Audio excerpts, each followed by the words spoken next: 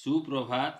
ମୁଁ କୁମାର ଚନ୍ଦ୍ର ବେହେରା, ପ୍ରଧାନ ଶିକ୍ଷକ, ଶିମିଳିନାଳି ପ୍ରାଥମିକ ବିଦ୍ୟାଳୟ, ବାରକୋଟ ବ୍ଲକ, ଦେବଗଡ଼ ଜିଲ୍ଲା।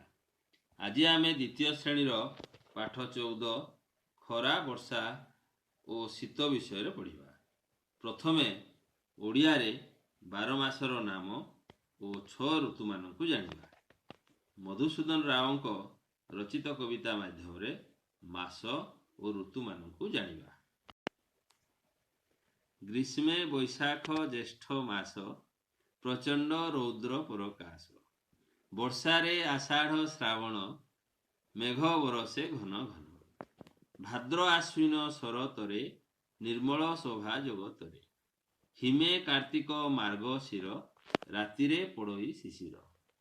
ଶୀତରେ ପୌଷ ମାଘ ମାସ, ଦେହରେ ରଖ ଶୀତବାସ। ଫାଲ୍ଗୁନ ଚୈତ୍ର ବସନ୍ତରେ, ମୃଦୁ ମଳୟ ମନୋହରେ।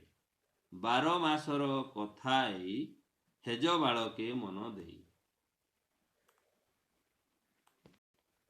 ବର୍ତ୍ତମାନ ଆମ ଓଡ଼ିଆ ମାସ ଗୁଡ଼ିକର ଆମେ ନାମ ଜାଣିବା।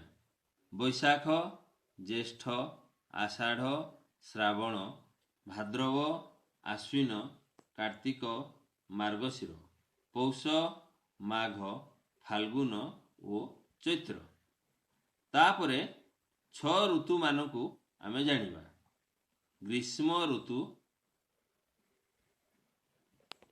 ବର୍ଷା ଋତୁ, ଶରତ ଋତୁ, ହେମନ୍ତ ଋତୁ, ଶୀତ ଋତୁ ଓ ବସନ୍ତ ଋତୁ।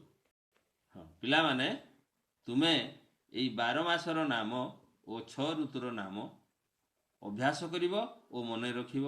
ଆଜି ପାଇଁ ଶିକ୍ଷାଦାନ ଏତିକିରେ ମୁଁ ସମାପ୍ତ କଲି।